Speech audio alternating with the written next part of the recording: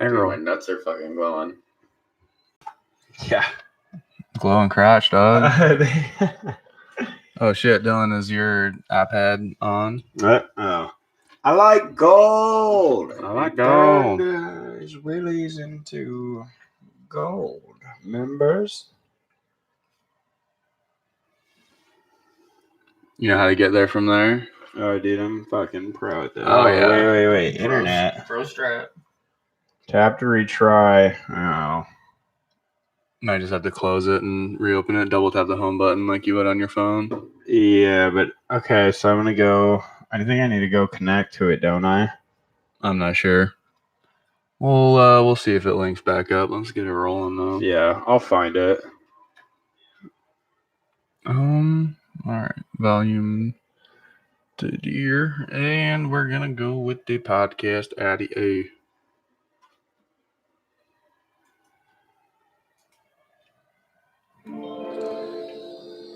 All right, everyone, welcome back to another episode of the WRK podcast, where we ask the questions, but at the end of the day, who really knows? As always, I'm your host, AJ, here with my good friends Dylan and Michael. Hello. And today we're going to be talking about the death of Kurt Cobain. We got a little, at least I got a little inspired to do this one right off the jump after we talked about the 27 Club last week. We're going to talk about the weird circumstances that came across around the death of Kurt Cobain, the weird things that happened, the people that are involved. It's just a bit of a shit show. But before that, follow us on Twitter and Instagram. Twitter, WRK Pod, and Instagram, WRK Podcast. Visit our website, WRKpodcast.com. We'll give you links everywhere. Everywhere you need to go, there's links. Hit up the Patreon. Help donate to the show. Help us get some crowdfunding going. Patreon.com/WRK Pod. And that's about all I got. I don't know. What do you got? You guys got anything you want to plug? I hate doing construction, so get me out of here, guys. Yeah, I hate construction too. Fuck that shit. Yeah, it's not a fun time. But at the end of the day, we're going to be doing this podcast. So, you guys, just support the show if you like it. If you like the show, support it. If you don't like it, tell us. Give us Definitely money tell regardless. Yeah, and then still donate. Yeah. Well, you gotta donate so we can get better. Yeah, don't be That's why stingy. we suck. You guys aren't giving us enough money. Jesus. motherfuckers. God damn.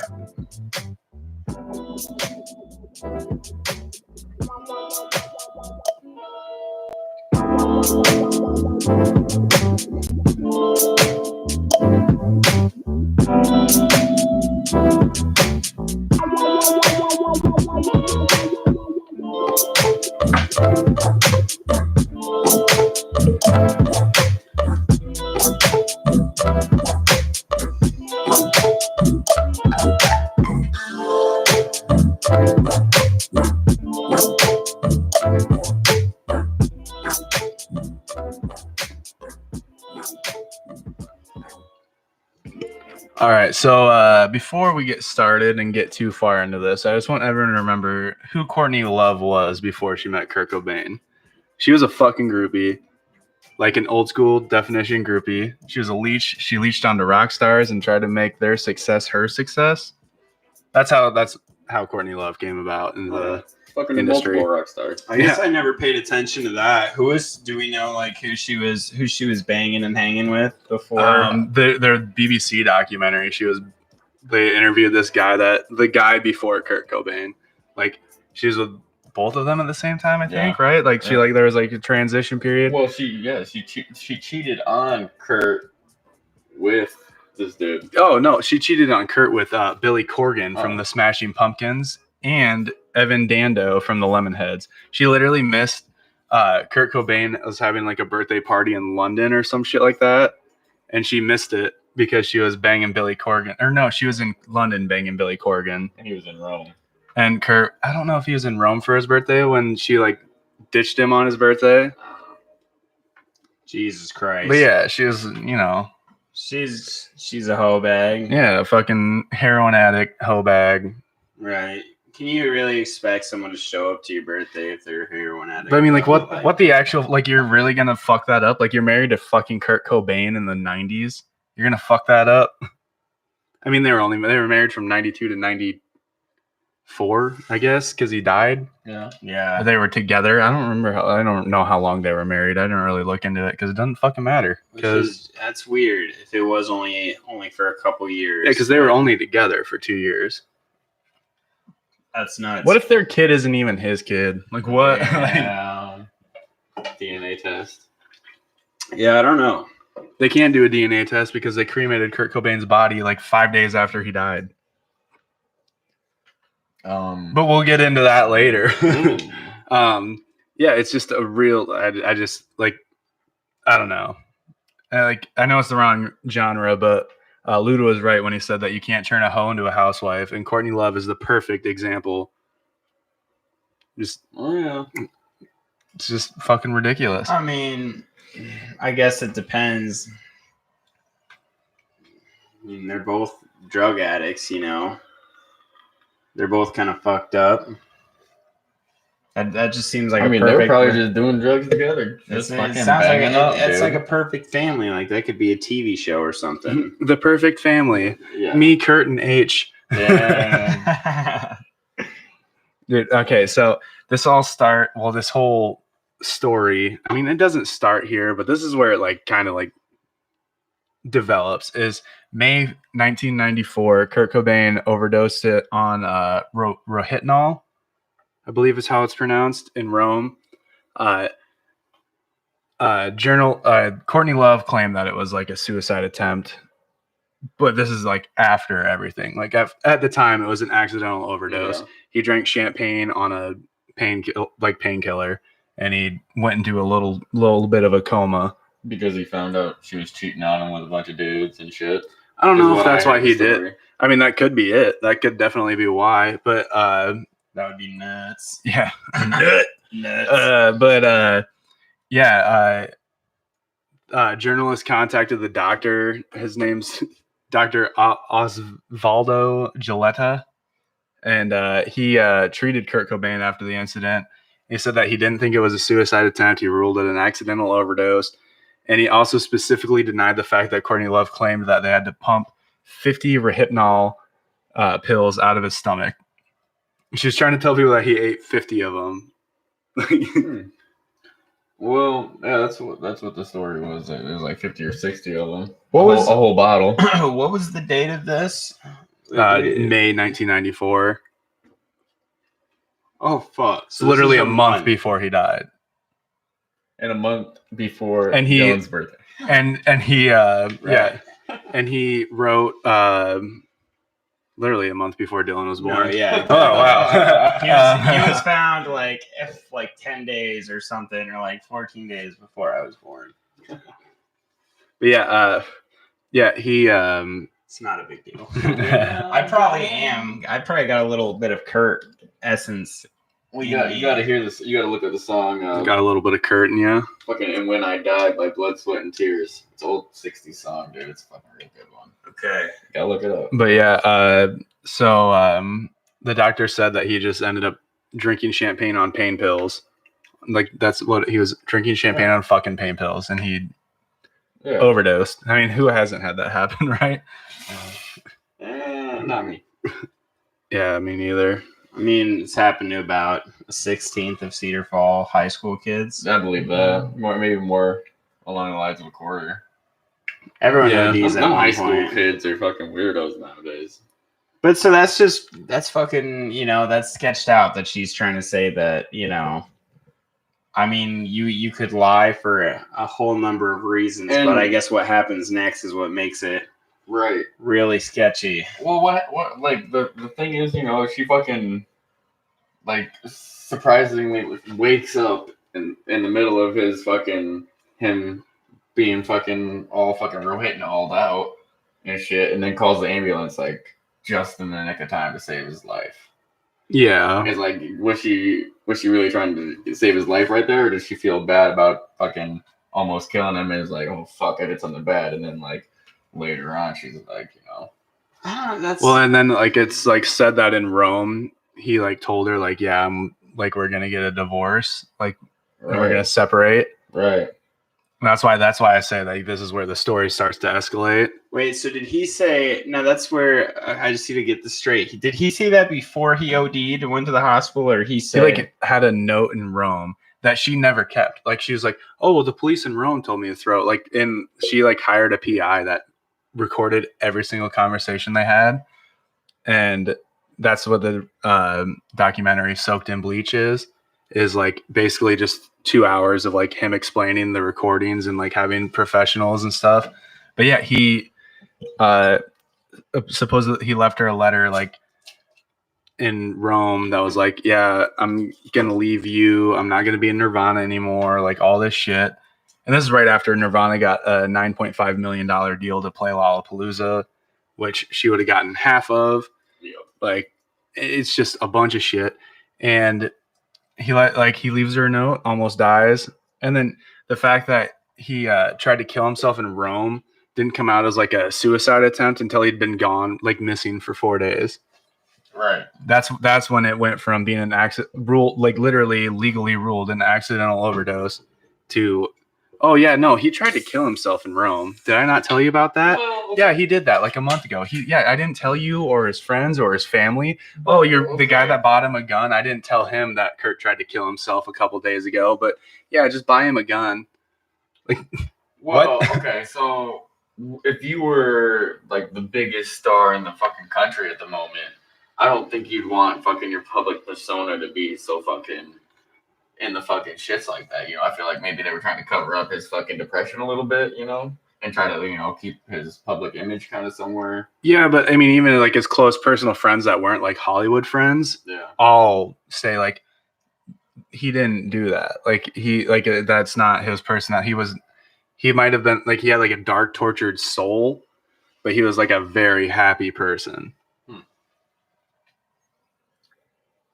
I think that's like the case for a lot of people. I feel like is that it's like you can still be a very happy person, you know, and still just be dark. It's okay to be dark. We all wear black jeans once in a while, you know. But I mean, like it's just crazy that like a month later, his best friend feels comfortable buying him a shotgun, even though he supposedly tried to kill himself fucking days before. Right. Because he didn't fucking try to kill himself. He's a drug addict he had like a issue with his intestines that made him like, that's why he got so hooked on H, is because he had stomach issues, stomach pains, and he's like crippling over in pain all the time. So that's what they said. He was like trying to self-medicate himself. Yeah, because he could never get a prescription that would work. And so he was fucking chasing the dragon. Yeah. Dude, right? But yeah, and that's why he was doing it. And then he accidentally overdoses. It's just, I think it's so sketchy that it becomes a suicide attempt after he's been missing. Yeah. And the only person that says that is who would be the prime suspect in the fucking murder case. Right. I'm sorry, but like it's I don't know, man. It's too suspicious. It's very suspicious. It's very wrong. Very, very off that more people aren't like hammering down. You know. Well, it gets fucking brought up in Seattle every single year. I mean, they fucking try to reopen the case, but it's every day, every single day, every single day they get at least one request to reopen the case to the Seattle Police Department. I read that. I was like, that's fucking crazy. 90% of it's through Twitter, but still. I mean, Twitter is a powerful thing. We've seen that before. Suck it, Lisa Page. But that's just the whole fucked up thing. I mean, you uncover that, you know, people think the police were in cahoots with it. Like, I mean, there could be a whole deep thing. Dude, the police on. Investigation is just like the worst police investigation, worse than JFK's police investigation. In the Soaked in Bleach documentary, they bring the forensic autopsy guy, like scientist. Yeah. They bring basically he's like Ducky from the NCIS, and he's the guy that wrote the paper calling the original Warren report out on their bullshit. They brought him they brought him in on the Kurt Cobain case, and was like, yeah, that's physically impossible the way that the body was found. Yeah. Well, the dude that originally did the autopsy for the body didn't even do an autopsy. Yeah. He just fucking ruled it a suicide because of what the cops said. Yeah. The cop that found the body. Yeah, and the police are not the ones that get to judge whether or not it's a suicide or not. It's the coroner. Exactly. That's why it's so it's literally so backwards. It's like it's cousin Lenny wanted people to fucking question it, dude. It's crazy because such a high profile fucking person, you'd think they'd get fucking like, bam, it's gotta be fucking right on. Literally, probably the only person more famous than him at that time was Michael Jackson and Princess Diana. I was born at that time too, so that's where it's like, how do they get? I mean, I guess it was back in the day when shit wasn't. I mean, maybe they could get away with more shit, but it was still 90s. Like they should have been on that shit. I mean, they should have been on that like flies on shit, dog. Money exchange, like rats on cheese, right. Dude. We'll get into some money talk too. Like it goes fucking deep. Like there's some fucking weird. And some of them are fucking lowball, like weird connections, but there's some fucking out there coinky dinks, dog. So on April 2nd, 1994, Kurt Cobain climbed over the wall of the rehab center that he checked himself into and flew back to Seattle. According to his credit card records, he had also bought 2 additional plane tickets. And Courtney Love was recorded by the PI that she hired, Tom Grant. We're going to be talking a lot about him because he is the one that basically is the only person that has proof that there's more to this story that anyone wants to listen to. Crazy. So you're going to hear Tom Grant a lot. I'm probably going to say it like 40 times. But her private, like her recording says that she thought that he was flying to Seattle to get his guitar and then flying to Atlanta with someone else to leave her for good because he had already been drawing up divorce papers and changing his will. She's trying to get to the next step of his life without her, and she fucking goes crazy, a little bit crazy, because I don't know. I read a few things about what her fucking biological father was saying about her. That's fucked up. A lot of that shit's fucked up. Like fist fighting someone outside a pub while she was fucking 8 months pregnant. Dude, I actually fucking have a girl on Snapchat. Remotely exactly the same thing. So I'm just okay. So he climbs. This is April 2nd. Couple days before. So this is before he's 6 days before he's found. Yeah. 6 days before he's found. So 2 days before. So this is April. No, that'd be March 31st. Courtney Love made 13 calls to the rehab center that he was at in LA under different names to try to get a hold of him, and he was dodging her calls. Oh, yeah. The last person to see Kurt was Callie, Courtney Love's estranged ex-boyfriend, who's their sit-in nanny at their house where Kurt Cobain was found dead. Yeah. And he said that he got into a taxi on the 2nd of April, and that's the last time anyone saw him. And there were 8 different phone calls between her and Callie, and she never told her investigator that she had been talking to Callie or that Callie had seen Kurt. So the last person to see him is the person that didn't hear him fucking kill himself in the same house. Mm-hmm. So, okay, so how do we know about her and the Callie or the it's one of her ex-boyfriends that he was a live-in nanny because she was in LA recording with her band. How did that just came out through the whispers and the vines, people just saying. Well, I mean, it came out through the police investigation because he was their like home sitter. Was he? He wasn't. No one was there when his body was found, right? No, Callie was actively living in the house.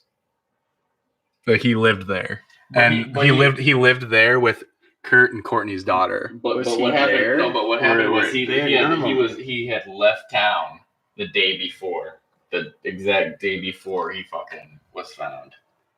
Yeah, and he left a note on the stairs. Yeah. Dude, it's fucking cousin Lenny, dude. So fucking nuts. Dude. Cousin Lenny as fuck.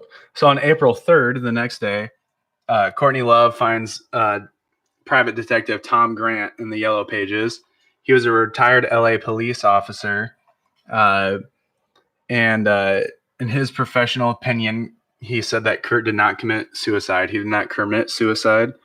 Yeah, a little Miss Piggy in there. But he was murdered. And Tom Grant walked into the room like, look, bitch, I'm not your lawyer. You hired me to get to the bottom of this case. And to the bottom of this case, I will fucking get. You pay up front. And then he recorded every fucking conversation that he had in regards to the case from that point forward. Like a fucking... Dude, it's so... Dude, it's so weird. He like had no idea who he was like meeting with and what the case was. He just like walked in there like that, just off the get-go. And he says that the first time he met her, she was wearing like a see-through like nightgown, and she was like laying in bed smoking a cigarette, and he's like looking at her like, yeah, okay. Like, hand over the eyes, like Super Mormon over here. Dude, he's a retired police officer. Does not give you the right to look at. Oh, AJ was messing with his mouse. I thought I got the word of the day over here. No, not yet. But yeah, so Tom Grant, he recorded every single fucking conversation that he had with her. And literally it's like the Soaked in Bleach is like a dramatic, like they have an actor that kind of looks like him. And they like do reenactments over the voice recording a long time ago, because I remember I was on Netflix at one point. I watched parts of one so long ago, but I don't remember. But there was reenactments, so if that's the only one, then I must have watched some of it. It was interesting as fuck, though, from what I remember. But I mean, everything put together now is crazy shit. Yeah, like even watching that, I was like, she did it. Everything else I have learned now, I'm like, oh god, like this is fucked up. Like, how is this a thing? So yeah, like in the first day that she met him, she confessed to him that she was mad that he didn't want to play Lollapalooza anymore for $9.5 million because she gave up her band's spot so that they could get the $10 million to do it. She also leaked a fake story to the press about overdosing because she was depressed because Kurt was gone, and she wanted, oh, well, maybe he'll come give me attention and come save me, and that's what I want them to. And then she's like, well, and if that doesn't work, then we can spin it because my famous rock man husband doesn't want to come to my aid in my time of need. Oh yeah, and it's all to sell her bullshit album. I don't even know what the name of her band was. The Hole, I think. Is that what it was? The Hole or Holes or something, dude? I don't. Something like that. A few of them that were getting filled. Yeah, dude. It was something like that. Maybe that was just one of her bands, but I think that's what they said at the time was her band. I mean, I believe it. I've never even fucking heard. It sounds familiar now that you say it. Something hole. Maybe the Booty Hole. Booty Holes. That's our band, dude. She confessed to filing a missing persons report under his mom's name instead of her own, Wendy O'Connor. And so, like, all the news stations were like reporting that his mom called him in missing, but his mom never did. Well, who's the dude that found him? It was an electrician. Gary Smith, dude. Instead of calling fucking 911, he called the fucking radio. Yeah, station. he called the radio station instead of calling the police department. Yeah. What? Dude, instead of fucking calling 911, and you fucking called the radio stations first. And I was like, well, I just found Kurt Cobain dead. Exactly. I'll be darned. What a fucking... That's weird, huh? Yeah. See, that's maybe like, you talk to the police, they'd be like, who are you? We're going to question you. You just let the radio station know you're in the clear. I don't know. That's... Dude. Before we get it, like, I have some more on that when we get to it. But yeah, like I'm trying to go like timeline here a little bit. Right. But yeah. So she told Tom Grant that she didn't like. Okay, so she told him to watch his drug dealer's house, name and everything, address, everything. Watch certain hotels that he liked to stay at, but she didn't want him to, because he had people watching those places, and he's like, well, do you want me to have people watch your like Washington Lake estate? And she said specifically she does not want people to watch the house on the Washington Lake where they found the fucking body. She told him specifically, I don't want people outside that house. I don't want people watching that house. That's where my daughter lives with my ex-boyfriend. I don't want people there. I don't want people there. I don't want you to go there. And then when he finally got her to like agree to let him go to Seattle to investigate it himself, she in her hotel room as he was shutting the door, she says, "Go save the American icon then, Tom." Damn. When he said that he was just gonna go and do it, or He finally was like, "Look, I will find him if you let me go to see," because she did not want him to go investigate personally. Because she already knew what was happening. Dude, literally, she just literally called him just to have an excuse to be like, I was trying to get to the bottom of it too. Right, exactly. but then why would she agree to let him go? Why would she agree to let him go there? If I remember it from the tapes, he kind of like tricked her into letting him do it. He's kind of like the only way this is ever going to get resolved is if I go do it myself. And then when he was there, she wouldn't talk to him on the phone. She wouldn't give him wouldn't fill him in on what's. She only talked to that Dylan guy, the Kurt Cobain's friend that bought him the shotgun. She would only talk to him on the payphones and shit. So who's this Dylan guy though? Like, why did he feel right to buy fucking him a shotgun? Because the Seattle Police Department confiscated his last one after the Rome incident. Because he was gonna kill himself. Wait, they confiscated it though, but didn't he have a bunch of other guns in the house? Or I think he got like all his guns yeah. confiscated. Oh, really? I think it was just because of his like drug use is why they confiscated everything. Well, I thought they confiscated, or I didn't think they. I thought they confiscated and then like court. I don't know. I don't want to ruin the story, but they had all the shotguns. No, I don't know, dude. Honestly. Well, he just had like the one at the time. Like the only gun in the house is the one that he used to kill himself. Supposedly. Yeah. I don't think he did, but yeah. So you shoot the fucker with your toes sometimes. What? Yeah, something like that. Hey, Aj, can we get a cord for this guy? Yeah. Here you go. It's on that side, the back side. Yeah. Courtney Love, her former boyfriend Michael Callie DeWitt, was a live-in nanny for them. And let's see, where were we here? Because Callie would, or she said that they didn't need to look at the house. They didn't need to watch because Callie would let her know if Kurt had shown up. And Callie didn't fucking tell anyone, did he? Like other than April 2nd when he did show up and he told Courtney, then she didn't tell the fucking private investigator that she hired that, oh yeah, he was there on the 2nd. Right. Like you think, like she's not trying to get to the bottom of anything. She's just trying to fucking cover her own ass. Because the first thing she would be like is, hey, he was at this house where he has a gun where our kid lives yesterday. Yeah, like Callie would have known that Kurt showed up. Obviously, Kurt didn't plan. He planned on going to his house, and he probably would have stayed there for a few days. Callie said that Kurt woke him up and was like, "Hey, I'm grabbing a few things, and I'm gonna head out." This is what Callie said. I'm gonna grab a few things. I'm heading out, and then he says that he woke him up. He looked out the window. Kurt was getting into a taxi. And that's what he says. Yeah, that's what he says. Like happened on the 2nd. Yeah.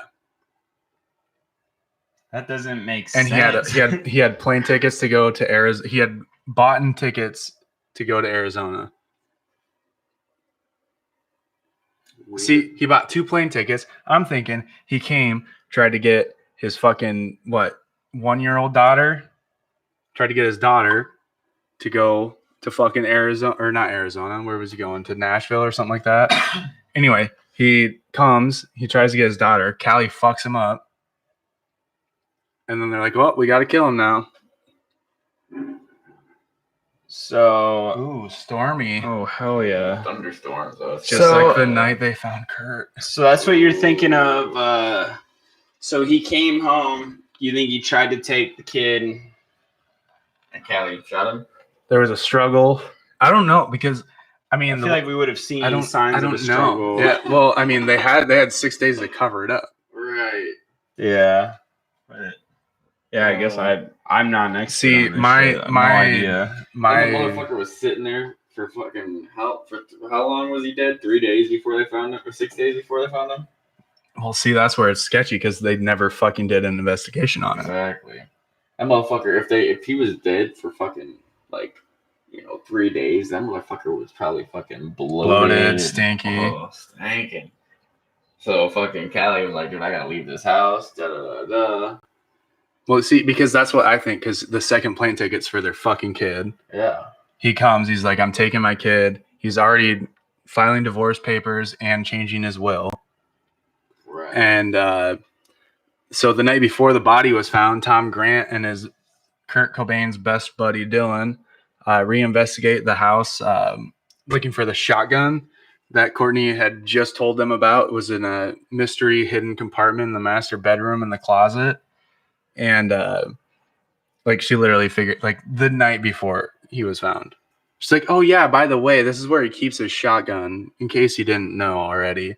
Really? This is their second investigation in the house, the second time they've walked through the house. And she's like, oh yeah, you didn't find the gun because this is where it is. Awesome. Yeah. So let's just sit on that for a minute. Wait. So she told them the second time, hold on. So this is the second time they investigated after the death or before the death? No, this is before they found the body. They were there on the 6th and the 7th to look through the house and try to find Kurt. But he wasn't in the house because he was in the green room, green room or whatever. And she said this is where he keeps the gun, but the gun wasn't there. The gun wasn't there. Okay. They found a note on the staircase on the second night there, from Callie, the sit-in ex-boyfriend, and he basically said, I can't believe you're staying in this house without me seeing you, Kurt. This is literally in the note. I can't believe you've managed to stay in this house without me seeing you.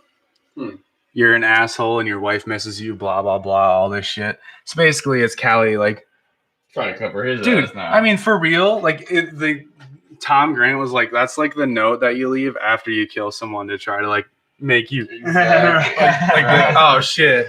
Right, I gotta send a text message now to my mom. Be like, I was in Oregon. That's fucking funny. Yeah, that's exactly.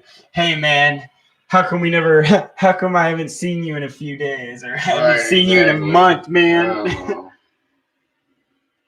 I heard some weird noises. I saw you get in that taxi on Monday. Can't believe that you just drove around the block and came back and are staying in the fucking greenhouse. Yeah, greenhouse. What the fuck, dude? It's fake, right? We can all agree that note is just fucking bullshit. So was that his story that he got in a cab? Dude, we got some. Oh, there was a tornado alert going on. Dude, I fucking hope so. It's green as fuck outside. There's gonna be a tornado, dude. Look how green it is. Oh yeah. I just wanted that ambient sound in the background. Yeah, we got that storm sound in the background. True crime podcast. Sit down and do another true crime podcast. Who really knows true crime? But dude, that's just fucked up, man. So his story was that he got in a cab and left, and that he came back, or that he just didn't see him after. That's he what got his in the note cab implies. His official story is that he saw him get in the cab and leave, and the note implies that he came back and was staying in the house. The note that he left on the stairs implied literally just left it on the stairs. And weird how Courtney Love sends them looking for the shotgun that's upstairs, and there's conveniently a note on the fucking staircase. Dude, the fact that what fucking town are they in? Seattle? The fact that their police department didn't make this an active crime case just blows my fucking mind so open that I want to just shoot myself in the fucking cock. Dude, you already know. You already know that they were covering up because fucking they were on the payroll. Is the same fucking police chief on the same police chief or fucking what? Dude got a pension and everything. Like, are you fucking kidding me? You're gonna let this guy retire with a goddamn pension? Dude, I don't. That's crazy. I mean, she was all about money. Who is she dealing with? You know, Dollar bills, y'all. Like she wasn't even like she's not money wise in that level to where she's like should be able to get away with killing someone or doing like she's not that level.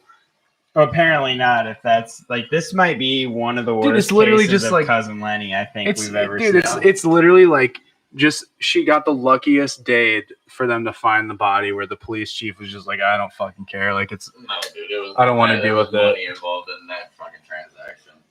He greased his palms a little bit. Oh man, maybe I don't know. I've never heard anything about like the police getting anything or. But there's just so many people. I think it's just in all those cases, it's like, oh yeah, by the way, that police chief showed up to work the next day with a Rolex or some shit like that. Like that, there's none of that with this.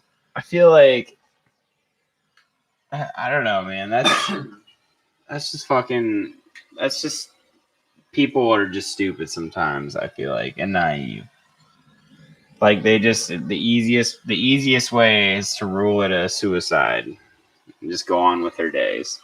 Yeah, and there's so many people now that are just like so many articles and everything that are just like they say like one of the funny things I saw. Why, about the gun having no prints, because it was in the greenhouse and it could have like worn off from the moisture or something. And like this website was like defending it or something like, and I was like, are you fucking stupid? I don't know. Like, it's just crazy. The people just don't believe, dude. They just either don't want to or they're just too fucking stupid. So, like I said earlier, they were having marital problems, and he was in the process of changing his will to exclude her from it and shit like that. And this is where like the Soaked in Bleach documentary, the old documentary, everything is like confirmed, and it's also confirmed by her father, whom I'm sure she doesn't have a great relationship with now, since he literally posted her motives. Made a small fortune posting like her books. Yeah, he wrote like 3 books called like Courtney and Kurt, Who Killed Kurt, and something else. Right. Like her own dad is like, what the fuck did you do? Like, but I mean, even if she didn't, he still made the money off it. All I really know is him off of like an interview or two, but that's just him in an interview. Like, does anyone know, like, deep down, like, does he kind of seem like a scum that would do things for money? Well, I mean, it apparently runs in the fucking family. Right. Yeah, it runs in the family. Apples don't fall. And there is like there was one of the things I listened to is them saying, like, they asked him, now there's things that say that you used to ship and mail Courtney like LSD and stuff like that, which he shot down and said was a lie. But I mean, could be true too, man. He's probably just a pathological liar too. You never fucking Callie as their fucking sitting nanny because he was getting them all the drugs. Yeah. So is Dylan. Their friend Dylan was like the guy that would, because they can't go buy drugs themselves. They have to have their not famous friend do it. That was his fucking role in their life, was to be the one that got them drugs. And they would hide it from each other too. Like, they would be like, oh yeah, like, give me such and such amount of heroin, or give me such and such Rohypnol, give me some cocaine. Like, don't let Courtney know. Don't let Kurt know. Got a friend going like that.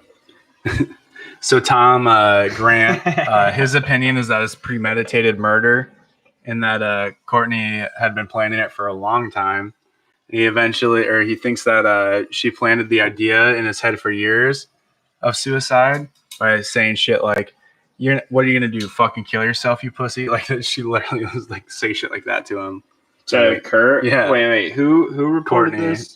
Courtney would say that. Who reported this? That's what she said to Tom Grant. Oh, she said that she would say these things to him. Yeah. Okay.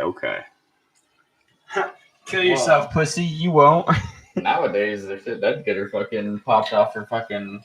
Didn't some girl fucking like text her boyfriend To kill himself, and he did. Yeah, and she went to fucking that was jail for that nuts. That was so crazy. I read the whole fucking. I read the whole thing, dude. That shit was bonkers.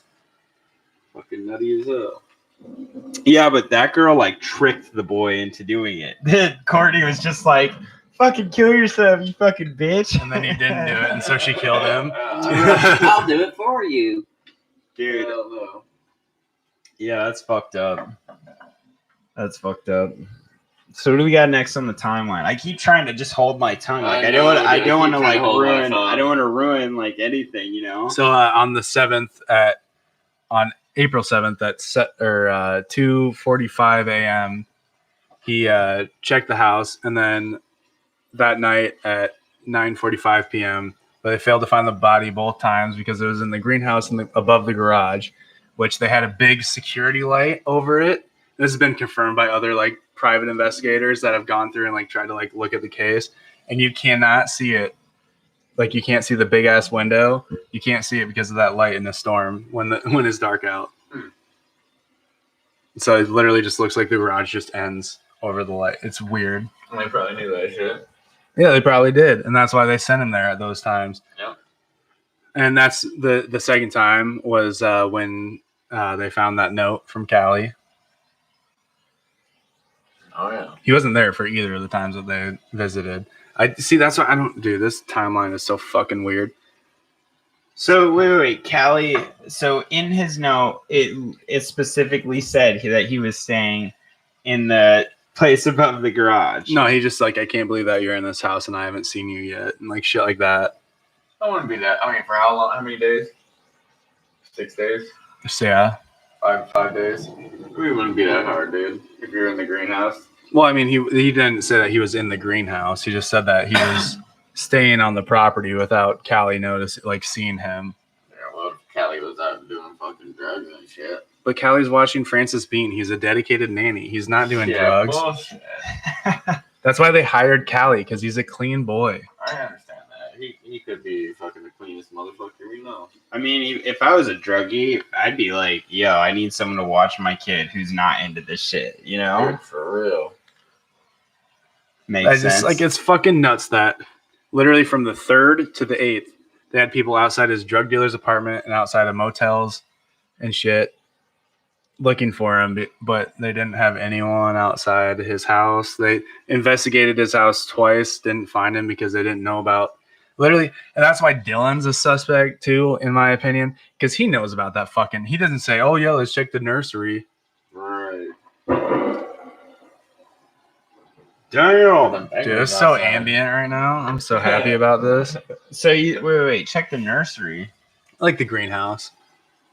Wait, That's just another word for greenhouse. The nursery. Huh. Oh, like George's nursery down the street. I was thinking nursery as in the kids. That's what I was thinking when you first said it. That's what I thought too, but you're right though. That makes sense. That's weird. And it's also weird that both times they investigated in the middle of the night, there was no one there when they're walking around the house yelling, "Kurt, are you here, Kurt?" But then Callie's there to leave the fucking note. Like he comes back and leaves the note in between that. Dude, because he didn't want to get his fucking booty chewed. Wait, so you're thinking that... So Callie and the kid are gone when they're investigating. They're supposed to be there. And he leaves the note implying that they're there. But they're not there when Tom Grant and Dylan come and are walking through every room of the house yelling, "Kurt, are you here? Kurt, are you here? Kurt, are you okay? Kurt, where are you?" No one's there. There's no one in the fucking house. Right, so...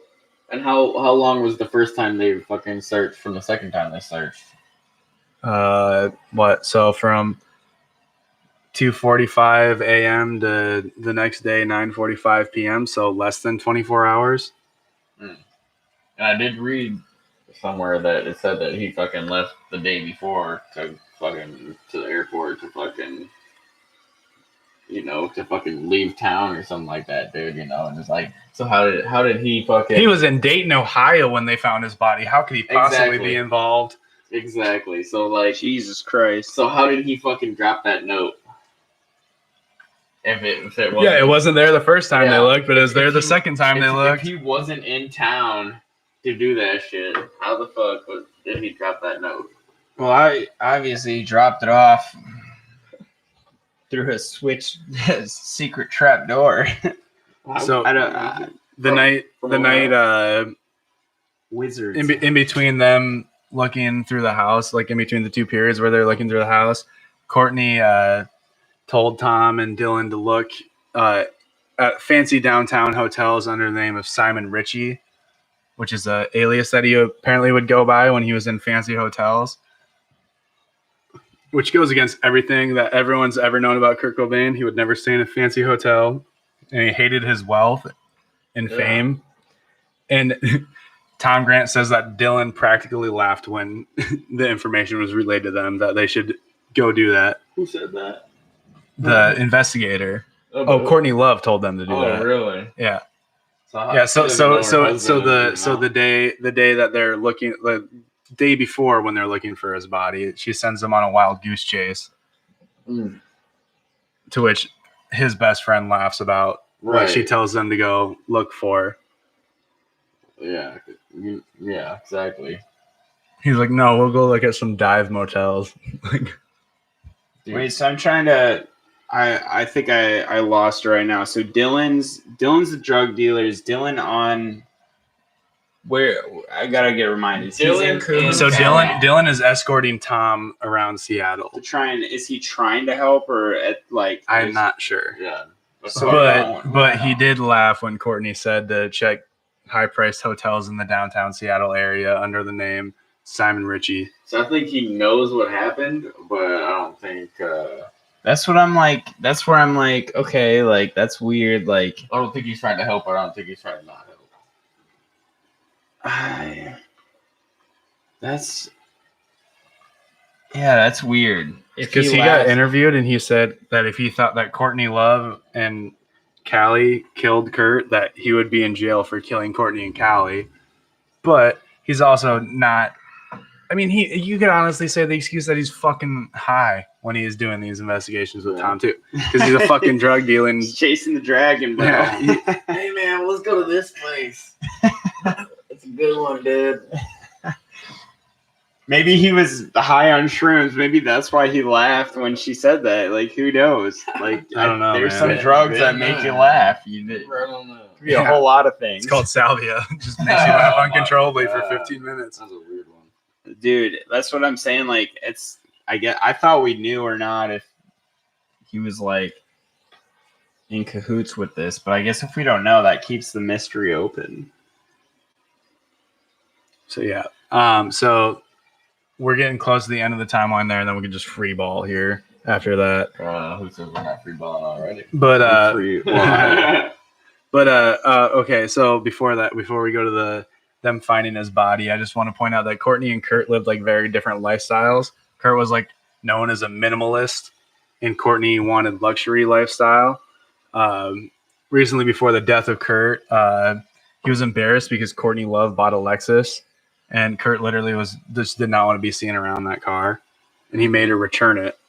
And he was like, they had like a huge fight. Like Dylan was talking about it to Tom Grant, like it was a huge fucking deal. Dylan DeGroat, right? Yeah. Okay. But yeah, she eventually returned it. So on April 8th, 1994, Kurt's body was found in the Seattle residence by a contractor who saw him through a window.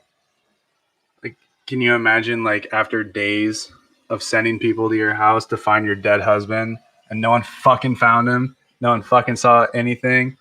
The amount of anxiety, like, this bitch should have been feeling when a contractor, like, finally finds, she's like, oh my God, thank God someone finally found the body. Like, bullshit. That's all I gotta say. Like, I don't know. Like, she's like literally like sending people like, please find him, please find him, please find. Like I'm thinking this from like the She knows he's dead. She knows where he is. She's just like waiting for someone to find him. Like she's just like staying up at night, like, God, why has no one found my fucking husband yet? Is that like because she needs them to find him? So it's like it doesn't say, well, you've been here this whole time. Like you haven't found him yet. Right, like exactly. check the.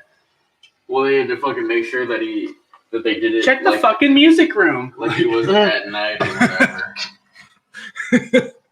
Come out here, oh damn! I was hoping to come out. Some fucking scary movie Dude, too.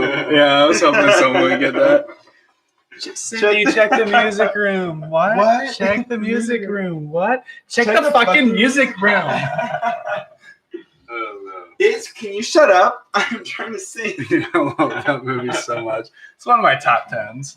I could watch that movie any day of the no! week That is and one not of the be. best scary movies. Dude, I think Everything after that is. 3 I wasn't. think 3 was pretty funny. 3 wasn't bad. 3 was pretty funny. 3 was my favorite for a long time. But ring, now right? now I go back and Alien, watch the signs. The Ring? The signs. The Yeah, the Ring, signs. The yeah, ring. yeah. Signs and stuff. That was a good one. which was because that Charlie Sheen. That shit was Yeah. fucking funny as hell. Well, then they went to the world.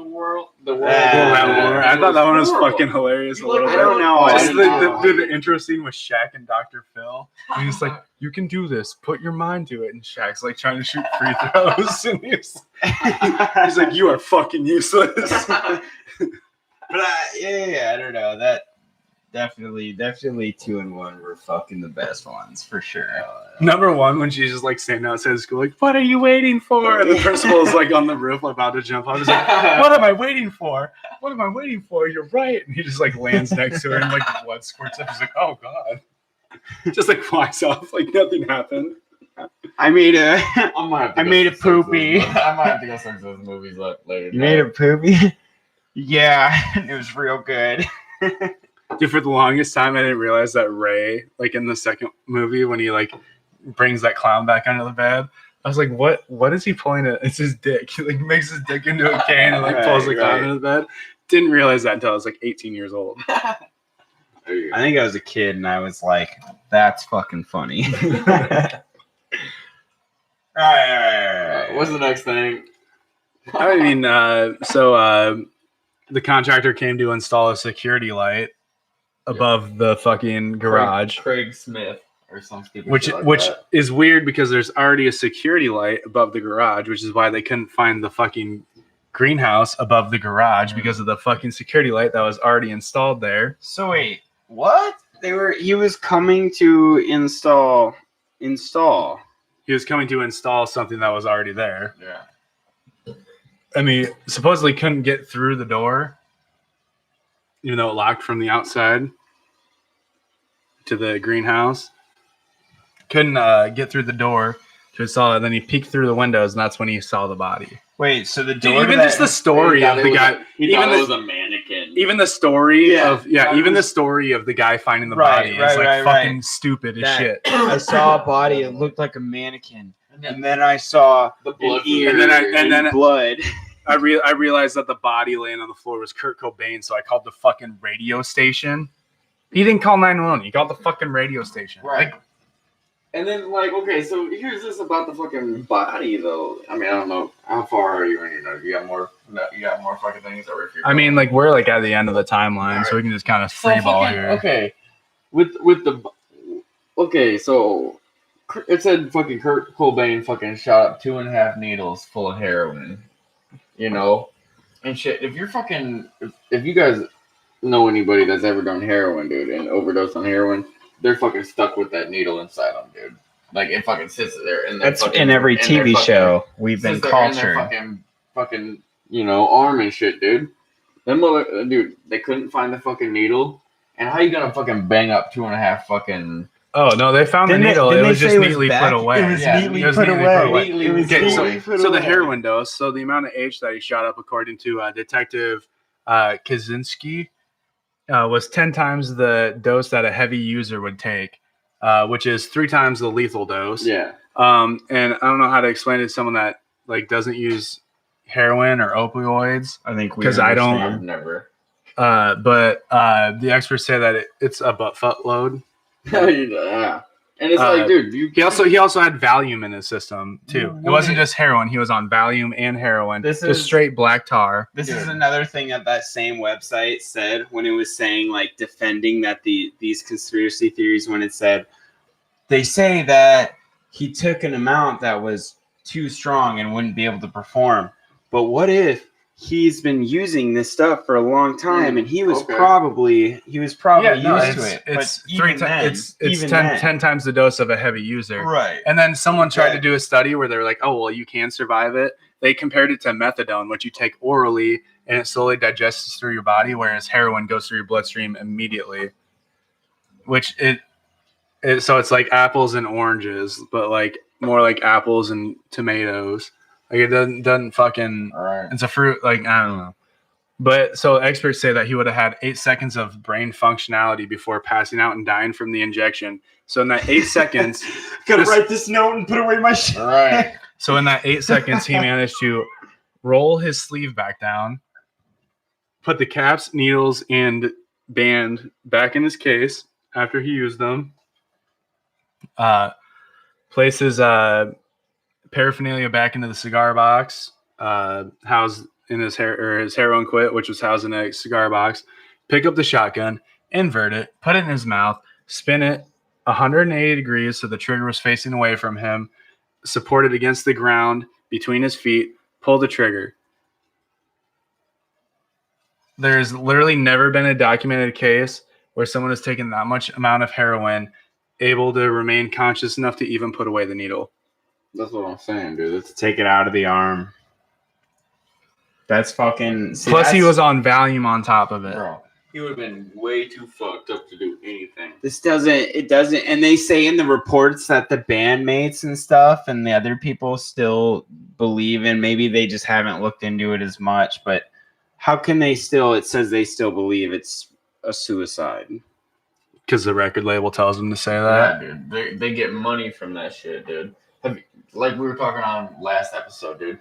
Every single fucking girl at these fucking festivals and shit like that have got the fucking Nirvana fucking X'd out smiley face shit, dude. Every single one, dude. Tie-dye crop top, Nirvana shirt. Do you think it would make more money if he was murdered? Instead of them saying, well, I think it makes the money that it does because no one fucking it was never it's super obvious that he was murdered. It's right? Like it's super fucking obvious that he was murdered. It's one of the greatest known mystery murder cases that we have in our country. I feel like it's not even arguably a suicide, knowing what you know about the fucking amount of heroin that was in his system. Right, dude. That's the big part is the amount of heroin. What was it like? There's like 25 milliliters out of 100 milliliters in his bloodstream was fucking heroin. What I've read is that it was 2.5 fucking full-on syringes. Full syringes worth, dude. How the fuck is he gonna do fucking? You bang one, you bang another, and then you bang another in half, and fucking. Unless he had like a turkey baster with a needle on the end of it. Way, dude. But then that's why it's like they say that he would have had 8 seconds of brain functionality. Yeah, dude. It's pretty fucking obvious that he didn't shoot himself if he had to do all that in it. Think of how, like, dude, Bushwick Bill, the rapper from Ghetto Boys, tried to kill himself, had all the time in the world, shot himself in the head, didn't fucking do it right. Well, I mean, pistols or shotguns. I think it was supposed to be a shotgun. I think so. I don't know. Wait, the guy from what? Ghetto Boys? I'm pretty sure Bushwick Bill tried to kill himself. Yeah, he did try to kill himself. I don't know. It probably was a shotgun. I don't know. But he's a midget also, so. Is that fucking changing? Well, I mean, Kurt Cobain, if I was standing next to him, would look like a fucking midget too. The dude was like 5'6". Yeah, okay. You're right. And dude, I measured myself. His shotgun was like 38 inches. Like it was like without. So the butt and the barrel together were 32 or 36 inches or something like that. Plus the trigger guard and everything like that. Dude, his shotgun was probably like 46 inches long. My chest is only 32 inches long. It'd be hard for me to shoot myself in the fucking head. And that's why I said that earlier, dude. He probably, dude. The only way that he could have shot himself in the head with it is with his toes, As if someone else did it, or with his toes. Like there ain't no way he's gonna fucking put his toes on there. Every time I think of this story, if the only way I believe that he did it was if he used his toes. Dude, that's all. The only way he could have fucking done it is. But he was wearing his shoes, dog. Damn. And he was fucked up off heroin. There ain't no way he was gonna do that. Dude, it's literally doesn't make sense. Literally, like from my chin to my fucking dick is like 38 inches, maybe. I don't remember. I measured it the other when I was looking into this. I was like measuring my body, leaning against the wall, like measuring shit out. Measuring your wiener, we all know. No, I did that in like 6th grade one time, and I got depressed, so I've never done it again. I mean, what can you do with fucking an inch and a half? There ain't nothing you can do, dude. Hard. 2 inches going 90 miles per hour does a lot of damage, as Black Cole used to say. All right, I got you. That's my favorite quote by that kid. Oh, Jesus. I don't know. So immediately, like, after the body was found, Courtney started talking about multiple previous suicide attempts. Like, come on, bitch. Right. Come on, bitch. What you talking about? Trying to save some face. That's all it is, dude. It's just like...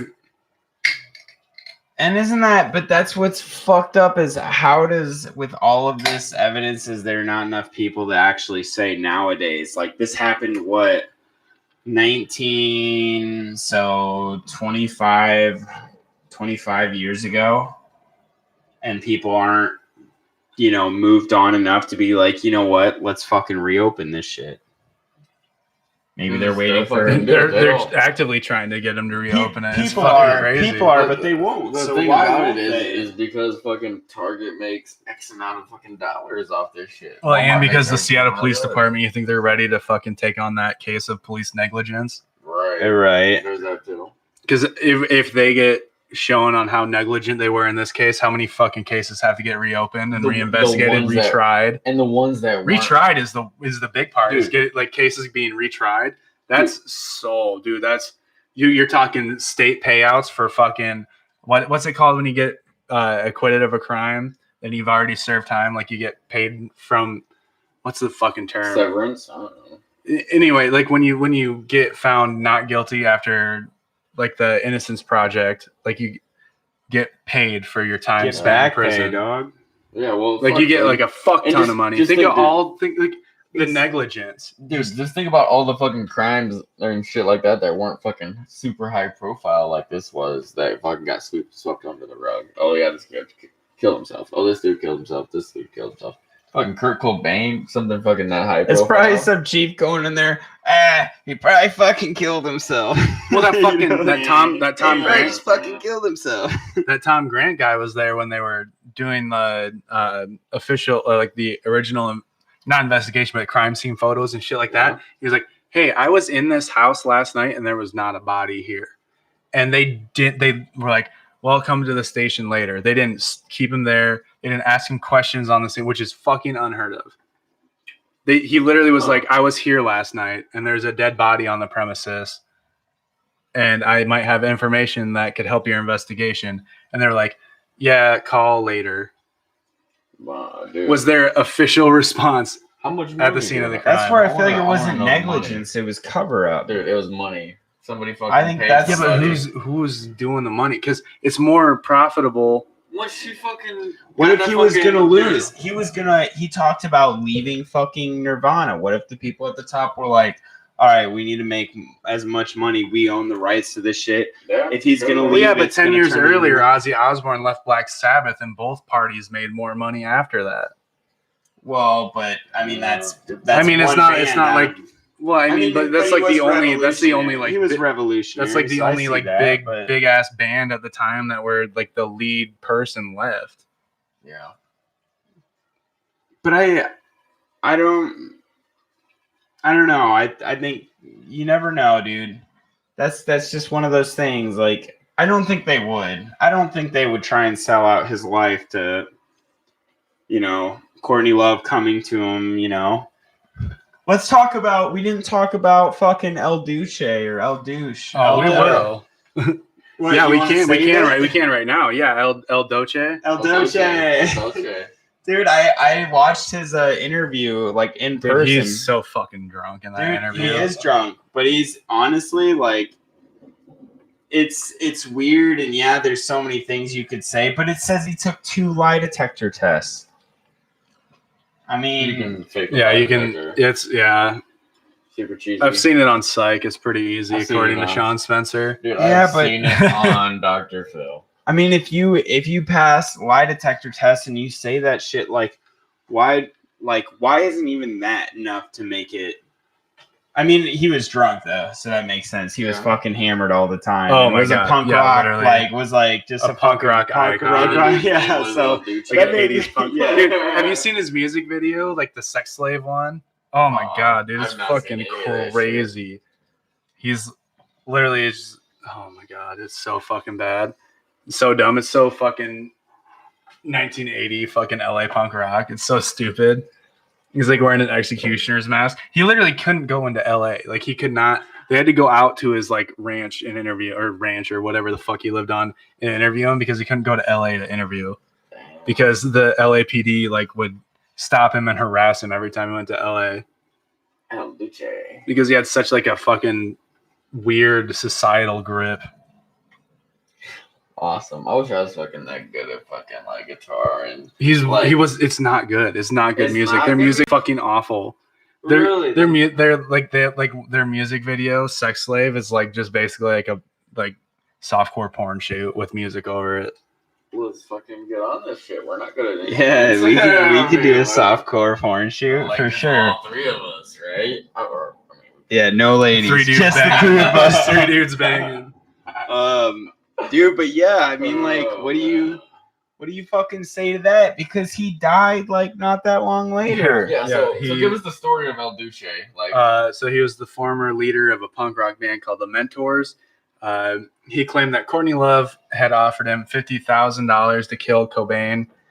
During his interview, he said, "Well, I'm not going to do it because I got too much heat on my ass." But I told her, my friend Andy, and then he goes, Alan, yeah. Alan. He goes, Alan. Oh, well, shouldn't have said that, my friend. He starts Yeah, laughing about it. Yeah. And then he goes, "Oh, I guess I'll let the FBI catch him." And then he's like, "Yeah, well, I told her that he might be more willing to do it."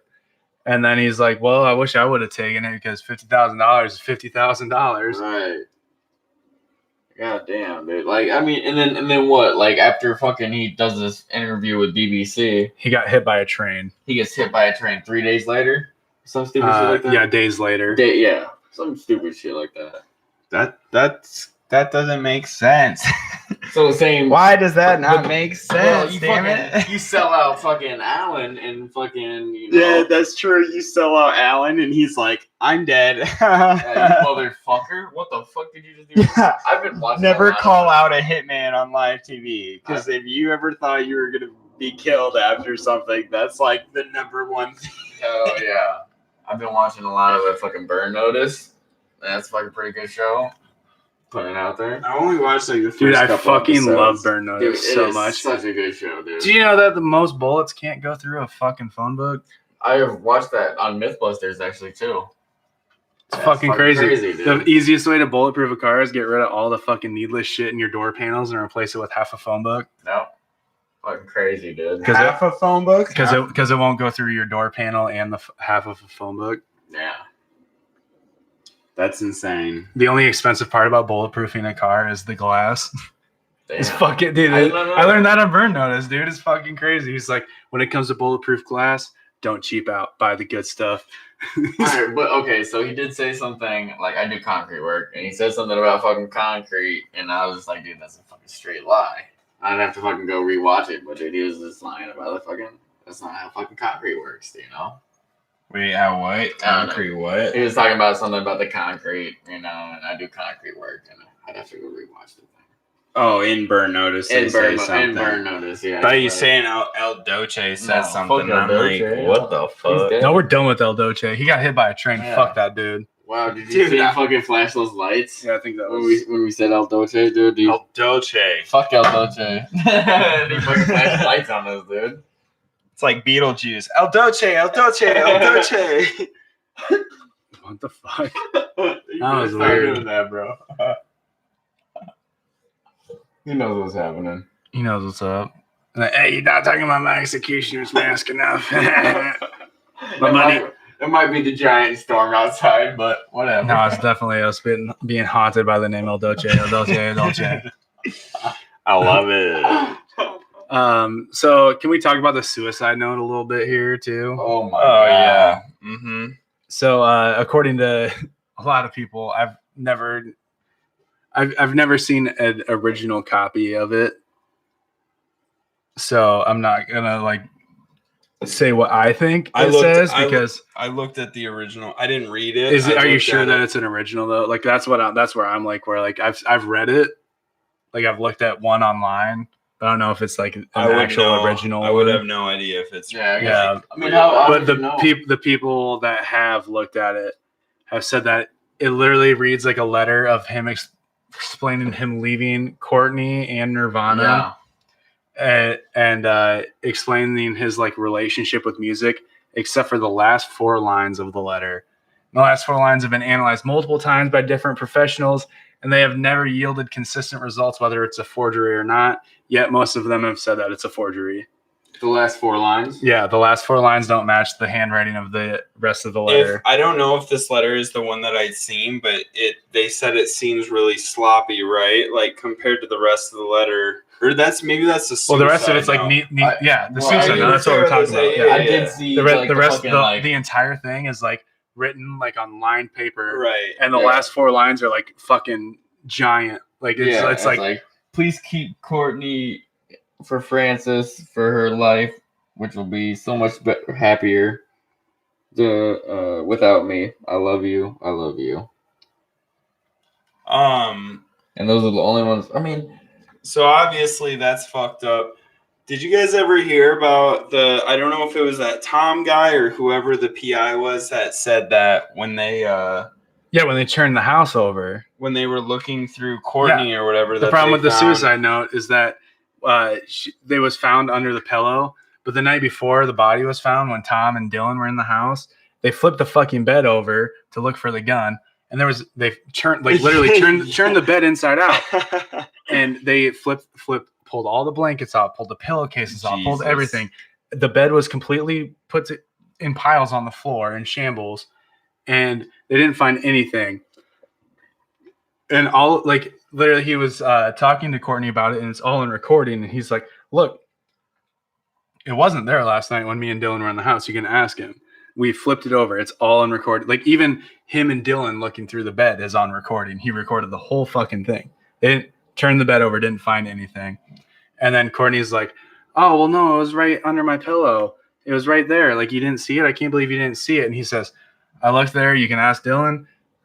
We turned your bed over. The only thing there was a bottle of Rohypnol, which is prescribed to him. But all I can say is if you say so. Wait, but all I can what? Say is if you say so. If like basically like he's like, I'm done arguing with you about it. All I can say is if you say it was there, fuck it, whatever. But it wasn't fucking there the night before. And it's proven on his fucking audio log of them tossing the bed. Like it's not even like his word. It's like it's recorded. It's All right, so I'm reading the note right now, dude. And it's really weird. It's like he ends this fucking note, and then on the fucking those last 4 lines, it's like it's in different fucking letters. It's like he fucking goes on. So at the last fucking, it's like, okay, so the last line of his note is, it's better to burn out than to fade away. Peace, love, something I can't read. Kurt Cobain, Frances and Courtney, I'll be at your altar. And then the last ones are, please keep going, Courtney, for Frances, for her life, which I'll be so much happier without me. Love you, I love you. Yeah, their lawyer, their lawyer said that it's a forgery. Like it's not him, his handwriting. Well, okay, so it was the PI or someone who said that they had found, and I don't know how much I believe this or what kind of paper they're talking about, but that they found like I don't know what it is, like forgery practicing. Oh, paper. No, that was her lawyer. her lawyer. Her lawyer said her entertainment lawyer was Kurt's practicing lawyer. It's like her like agent was Kurt's like actual lawyer, and she left her backpack in the lawyer's office, and she went through it, and she found Courtney Love practicing Kurt Cobain's handwriting in a fucking notebook. Really? Yeah. Really? Yeah. I did not know about Yeah, that. and also, fun fact about this lawyer, she's fucking Frances Bean, Kurt and Courtney's daughter's fucking godmother. Interesting. And she didn't realize that Tom Grant was recording her when she told him that. That's crazy. She told him it over the phone, and she's like, "Wait, you're not recording this, are you?" And he's like, "Yeah, I record all my phone calls." And she's like, "Good God, Tom," and just like hung up. Damn. That's in the it's in the Soaked in Bleach. Like the whole conversation between them about it is in the Soaked in Bleach documentary. That's crazy. That is very, very nuts. Yeah, she had. That's just like the fucking cherry on top of everything. It really kind of is. That is the cherry on top of everything. I feel like. Yeah, for sure. Like, how is that just not the whoa? Makes no fucking sense. It makes perfect sense. Fucking Lenny. I don't know, man. Thank God it wasn't just like a quick solved mystery, though, you know, because unfortunately he died either way. But now we get to talk about this crazy ass conspiracy A little bit of content. years later. Yeah.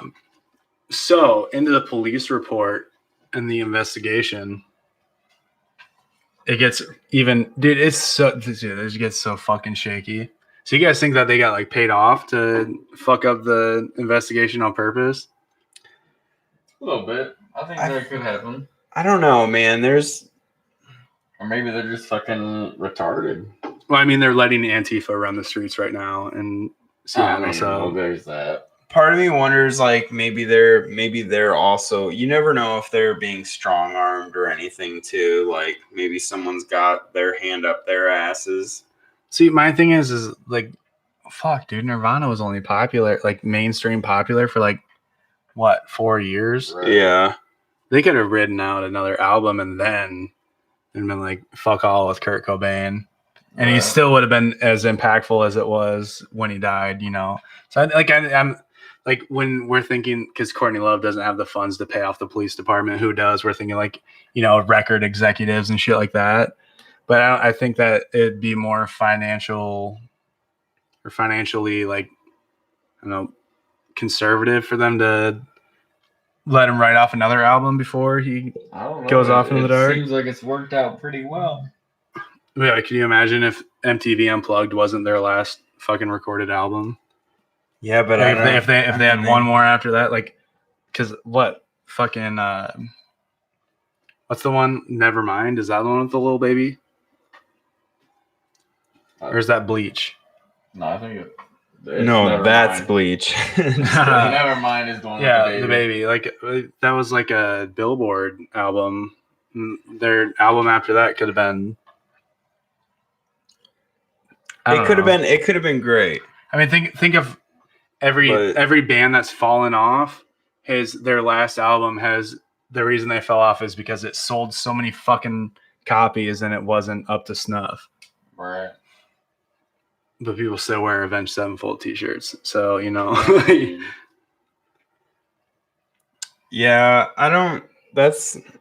what do you think? What's your opinion? I think that it was just, I don't know if it's either that the Seattle Police Department has never given a shit, because they clearly don't now. Yeah. I don't know if that's where all the fucking like 2CE and shit was coming from, was from Seattle. Like they were just letting them mail it out of there. Right. They didn't give a fuck.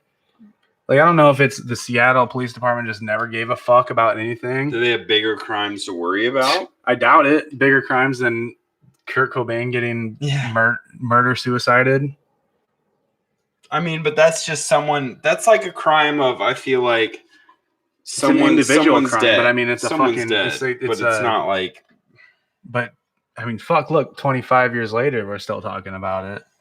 Right, but to them, it could have just been, look, I got gangs fucking in the streets fucking singing and dancing to music while also killing each other. I gotta go do something, like he probably had, not saying that that's the reason why, but he probably did have other big fish to fry, whoever was in charge of that shit. I don't know, man. My guess is negligence. I think people back in the day were just a little bit dumber. Not to be rude, but I don't know about that. I saw a meme the other day about like what was it? How are baby boomers? God, what was it? How did baby boomers create the internet and still manage to be the dumbest generation in the entire fucking world or some shit like that? right. And I was like, dude, that's so fucking true. I feel like it's just like part of me thinks like back in that time, like now people are held so accountable that we think of our police forces to be accounted on. Like we need to keep track of them. Like they know like people are watching. Back then people were paying attention, but people didn't have ways to spread news and shit. Yeah. They didn't have social media to make it.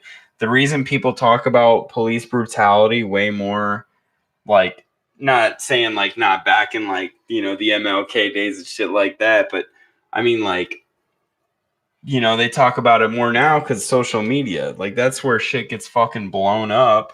They didn't have that back then. They were like, fuck it, we could say whatever the fuck we want because no one's gonna pay attention to it. We ain't got no body cams. Right. So police officer ruled it a suicide before the coroner got there. The EMT officer told the police officer, hey, look, I don't think this is a suicide. And the officers told him to stay in his lane.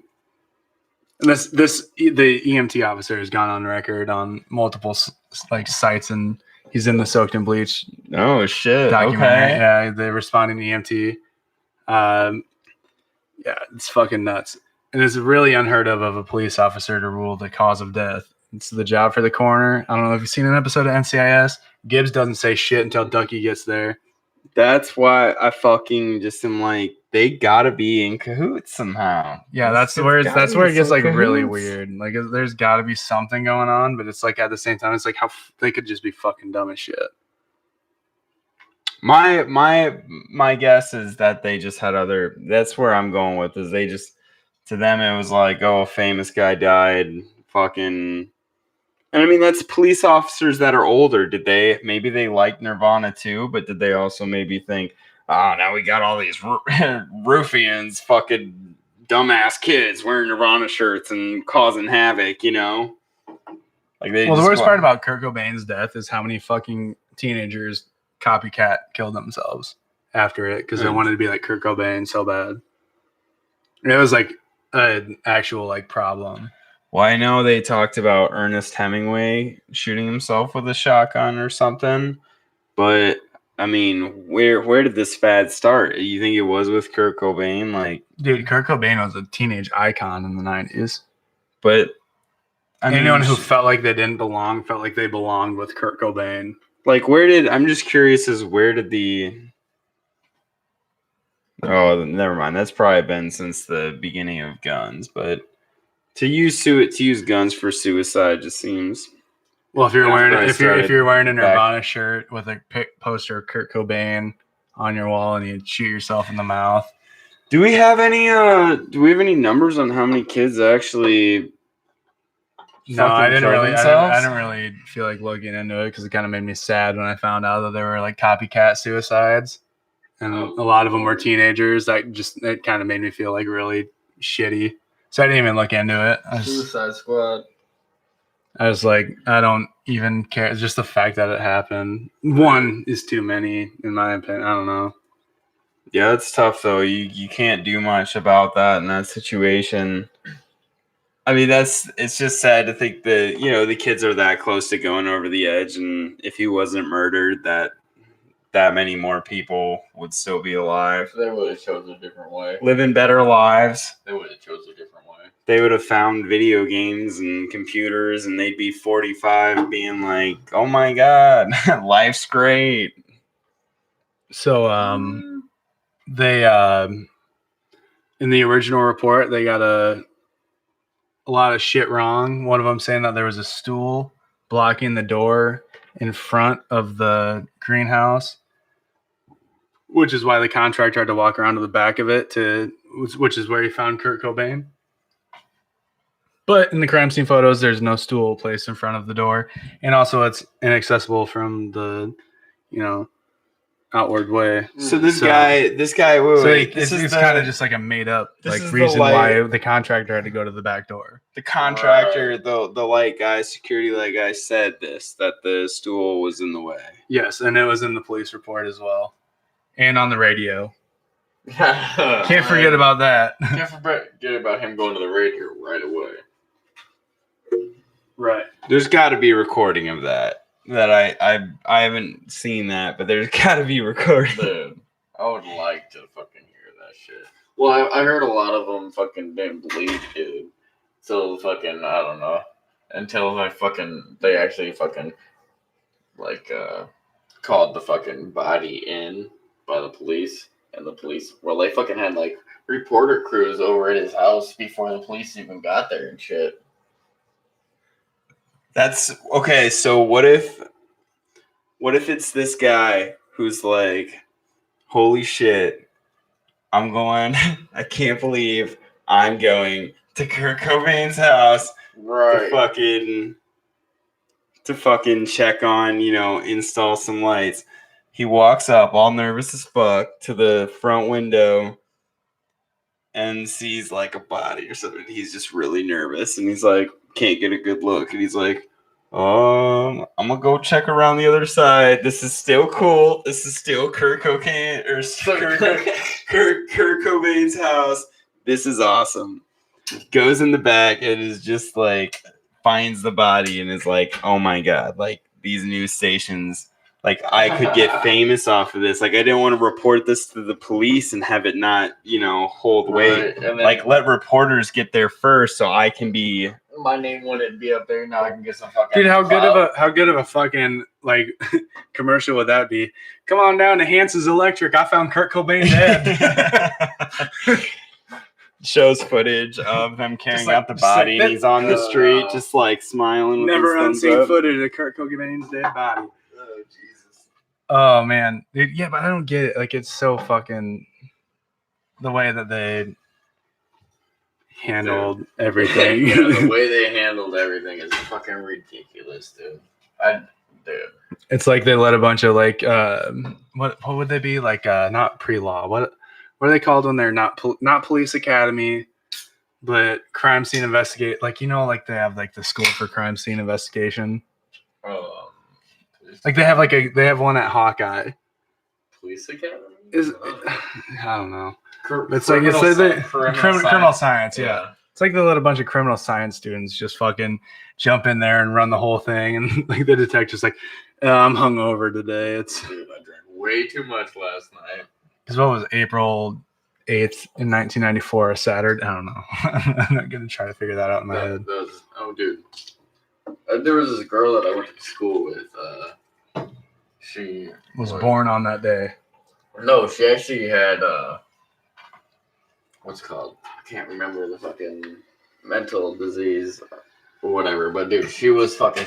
You could tell her any day, dude, and she could tell you what day of the week it was. Huh? That's pretty cool. I don't know if that would consider that a mental disorder. Well, she was like slower, dude, but like that was her thing, dude. That was her. So autism. She was autistic. Jeebus. Oh god, Dylan, that was horrible. My bad. You're grounded, damn it. So, I don't know if you guys read about this at all, but they didn't take any fingerprints in the entire greenhouse or of the shotgun. Really? I thought. Well, they did pull fingerprints later they ran the fingerprints later, but when they ran the fingerprints, they had waited so long that the fingerprints were unusable. Right. Really? I thought that they said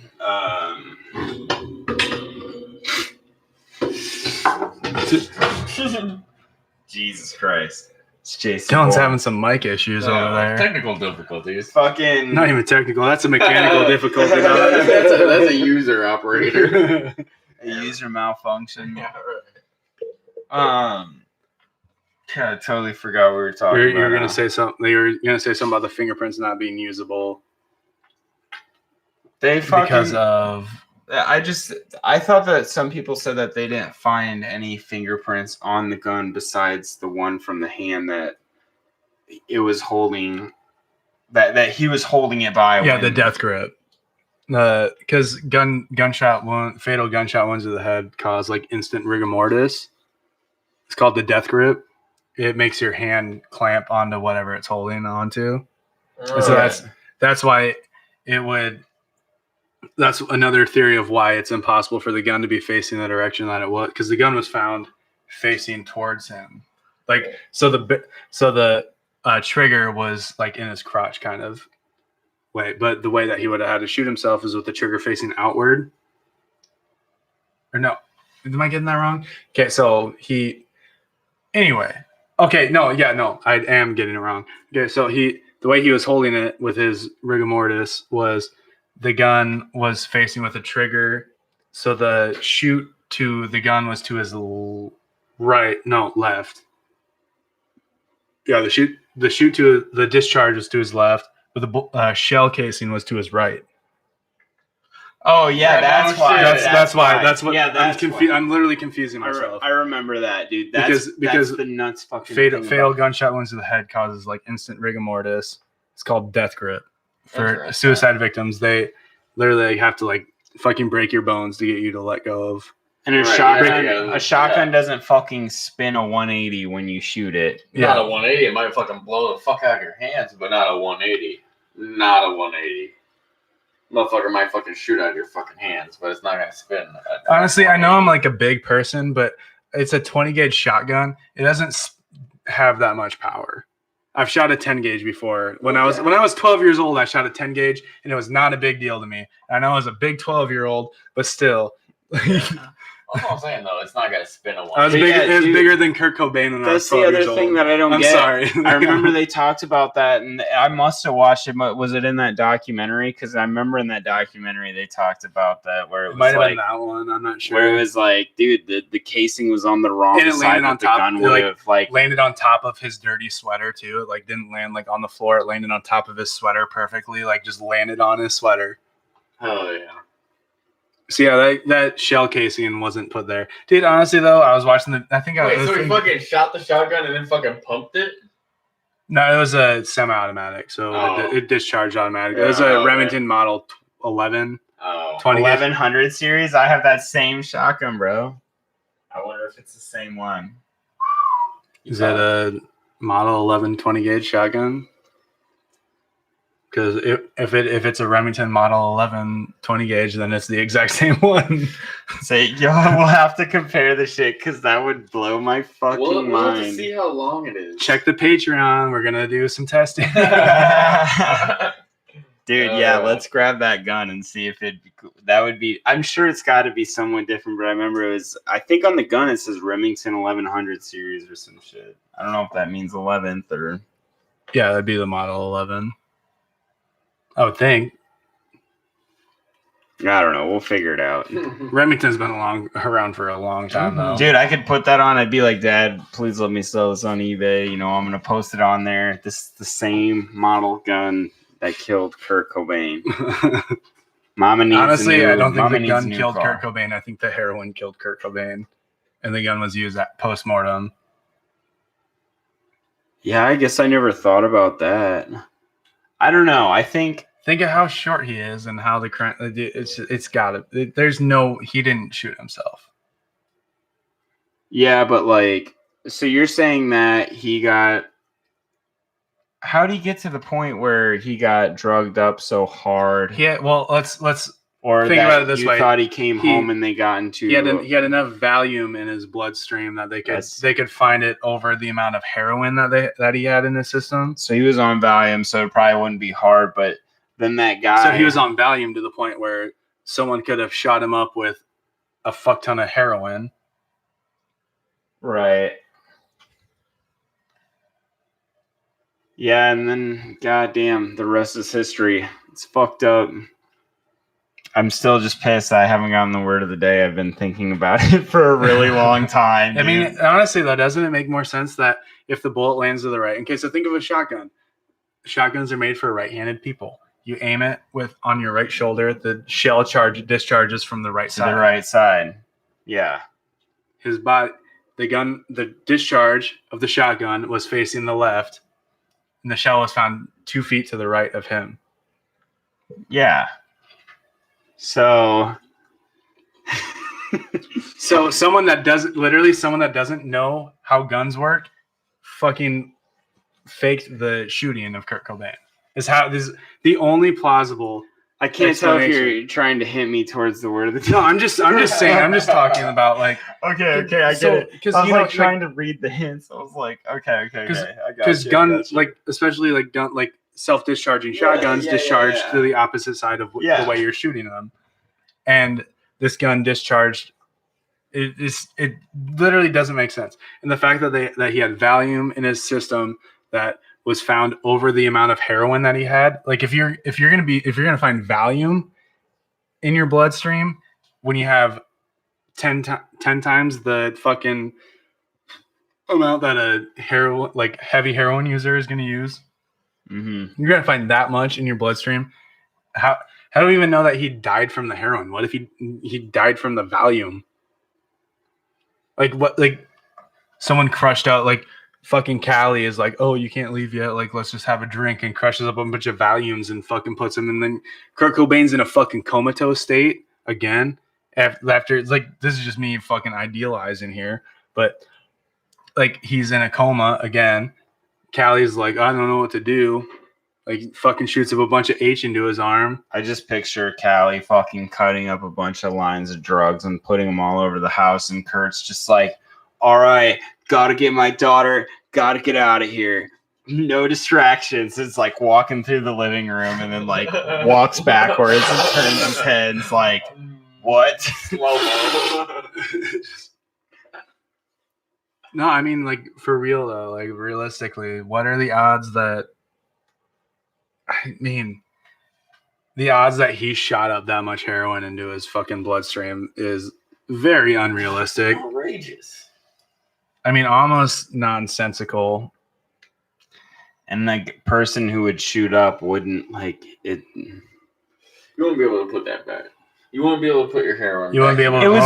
You wouldn't be able to undo the rubber band and put your sleeve back down. It either. was perfectly. It's fucking ridiculous. Like Heroin, you wouldn't be able to get the second needle in. Like, yeah, I mean, on top of that, he also supposedly rolled his sleeve down, took the fucking rubber band off his arm, and then shot himself in the fucking head. Yeah, let me get. Dude, I know a guy from high school that shot himself in the head and fucked it up and died crawling back to like the house.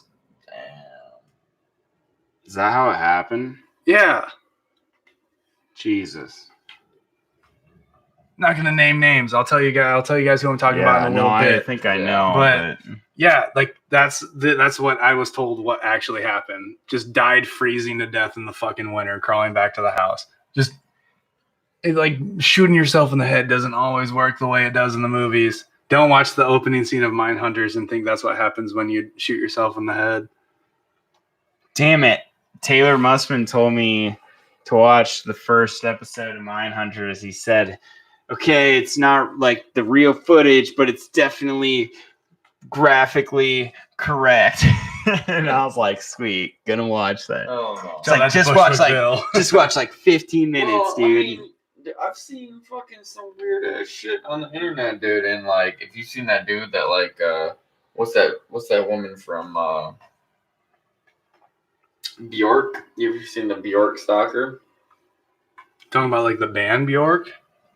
The singer Bjork, yes. Yeah, like the B-O with the line through, O with the line through, like an R-K. J-R-O-R-K. Yeah, the Finnish or whatever. Yeah, whatever. I've only seen him on Spotify. But this lady or this dude fucking is like obsessed with Bjork. Oh, I know where he shoots himself and like yeah. And then there's like the center. I've seen some weird ass shit on. Wait, what happens? He shoots. It's like I know you're thinking about someone else. He paints his like face and shit. Dude. Weird shit. He's like a stalker guy. Yeah. Like, yeah, It's like, weird but stuff. isn't that on YouTube? Yeah, it was back in the day. Maybe not like Daily Motion, maybe. I think it was on. I think I saw it on like the top 10 most disturbing videos uploaded to YouTube. I think it's like where I saw it. I bet you it was. That's crazy. Yeah, I know what you're talking about. She looks like the girl from Evanescence, but not like thick. That's who Bjork is, right? Yeah. Yeah, she looks like the Evanescence girl, but less thick. Because Evanescence girl is beautiful and not fat or nothing, but she's a little bit thicker. Yeah, and that was my favorite Seether. When Seether was fucking with Evanescence, that was the best fucking years. Dude, Call Me When You're Sober is such a good fucking song, and the music video is badass. Man, or that Broken, that was a good one too. Damn. Yeah, it is some good music. Dude. You guys want to know something fucking crazy, though? What? So 20 years after the investigation, they found 4 more rolls of undeveloped crime scene photos that they never developed. Like, because we don't develop photos for suicide cases. So they never developed the fucking crime scene photos for Kurt Cobain's. Really? Yeah. Interesting. So for Frances Bean's 21st birthday, they decided to fucking release 4 rolls of crime scene photos of her dad's fucking murder-suicide. What a fucking birthday. Yeah. You're supposed to be doing shots until you throw up black liquid on your 21st birthday. Instead, she's like, oh, they released pictures of my dad. Yeah, fuck that shit. Motherfuckers. Dude, what is... I guess I don't even know what she looks like. I don't know what she looks like either. Frances Bean. Dude, AJ's so we need to find one of the top guys on the investigation. Also, fun fact: one of the lead guys on the investigation of Kurt Cobain's death, was later fired for stealing $10,000 worth of evidence from a different homicide case. Really? Yeah. Like Courtney literally won the fucking lottery when these fucking goons.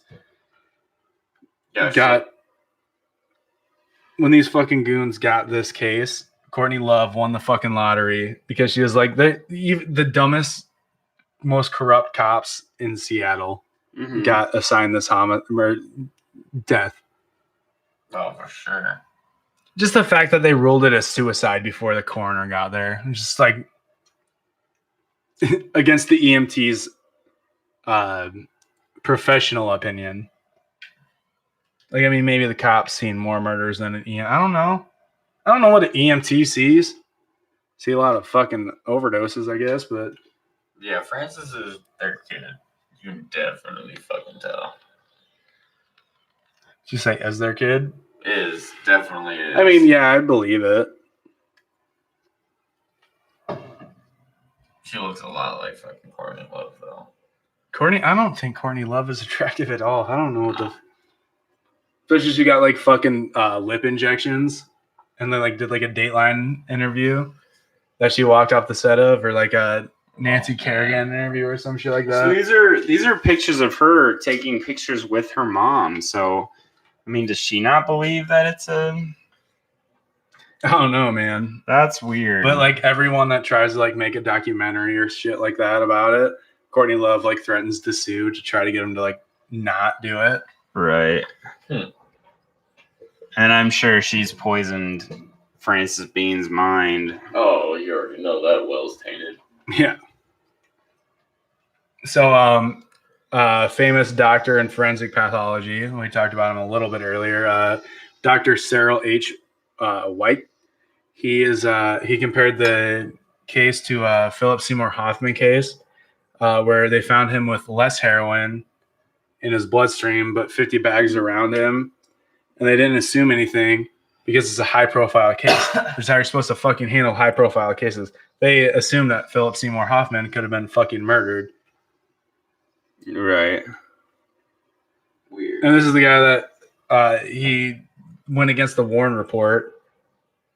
Like back in the day when you couldn't Google shit. Like you had to look in the encyclopedia and be like, no, JFK. Like he's like, you had to like go back and study all this shit. Like a forensic scientist that was against the official story. It turned out to be probably right. That's crazy. I mean, when the guy and he's saying, hey, don't believe what the Seattle Police Department's saying. Because the police didn't investigate the death of Kurt Cobain. He was cremated 6 days after being found. There's no official autopsy. Just fucking 24 days after he was found, they processed the shotgun to unusable fingerprints and released it to Courtney Love, and she melted it down. The shotgun no longer exists. I believe it. The crime scene, the apartment, the garage, above a garage, was torn down and remodeled on the estate. So the crime scene doesn't exist anymore. The fucking murder weapon doesn't exist anymore. The body doesn't exist anymore. Right. Like, what the fuck? How do you botch it that bad? Courtney Love won the fucking lottery with this one. Either that or there's so many possibilities with it that it's like hard to really be like, okay, this is exactly what happened. But it's just fucking weird, dude. How do you as Kurt Cobain's daughter hear all of this type of information? Even if people are just yelling it at you on the street, how do you hear the shit and not just turn 21 and be like, going through life struggles like, oh my God, my mom wouldn't do that. My mom wouldn't do that. And then all of a sudden being like, she already knows. Like, you don't think she already knew? But I guess if you are fucking, fucking brought up by your mom fucking your whole life and been lied to your whole life. yeah, doesn't always mean that you're famous. You learn to be whoever you want because she's famous for being Kurt Cobain's daughter. Like it's not like normal life where you don't have any power and you're like, I love my mom because she buys me things. It's like, or maybe Courtney Love was buying her things. I don't fucking know, dude. It's a weird situation. AJ's got to make a movie, and we haven't even said the word of the day, and I'm just freaking out about it. No, we'll get there. Don't worry. Oh damn. Hindsight. 2020. So they said that the body was only identifiable by its fingerprints, but yet there were no fingerprints on the gun or needles or tube or anything. Yet at the same time, the fucking EMT immediately knew that it was Kurt Cobain. Whoa. Huh. Weird. Yeah, right? The first responder could recognize him from a distance. Recognize his dead body from a distance. Before his fucking head fucking blown to bits. Blown to bits, yes. Right, the fuck. And it's just fucking crazy that Courtney Love now has a fucking fortune because of this. It's fucking nuts. So their lawyer, Rosemary Carroll, the family lawyer, friend of Kurt's, godmother to Francis Bean Cobain, said on the record that Cali note sounded like a setup letter. Like it was supposed to lead the official story to a place where it couldn't have gone without the note. Right. Honestly, the way Kurt Cobain was not a lot. If he was alive, if he was not comatose from the 2nd to the 6th and then killed 6, the fucking PI was supposed to find him on the 7th, didn't do it. And then the handyman that was there to reinstall a security light that already existed. Right. Found him the next day. Dude, it's so fucking stupid. The way they wanted him to find him that day with the PI, but then fucking the PI didn't find him, so they were like, dude, we need to fucking find this. We need to make this dude fucking. We need to fucking have them find Kurt, so they fucking hired this fucking dude. Dude, it's fucking crazy. It's literally, it's so dumb. The fact that we can put it a bunch of sleuths on the fucking internet can throw it together and just. It doesn't make sense. It literally doesn't make sense. Yeah, I mean, it's kind of hard. If you reopen the case, though, what could we do about it? To punish Courtney Love, we don't have any proof that would take against all her. her fucking money away. But we couldn't. We don't have proof against her. It's the what's it called? The amount of time you have to solve a crime. I can't remember. I can't remember what it's called off the top of my head, but for murder and is it just murder? It's lifelong. Like it. Really? Yeah. So I think rape is like 4 years or something like that. I think it's 25. I think it's only 4. Is You it? got 4 years to fucking Prove it. no, or Or- to admit to it. Like if somebody's. Oh no, rapes I'm you. not talking about like Oh, admitting to it. I'm talking about if you get found guilty in a court, you like there's a certain amount of time for certain crimes that you can be found guilty in a court of law. I can't remember what the fuck it's called. But I mean, that would be like, wouldn't that mean because you'd be, if this person isn't proven guilty in 4 years and he's not guilty, but you could do it for life, wouldn't that mean like you could keep the It's like case open? I think it's like I think it's the amount of time statute in which of limitations.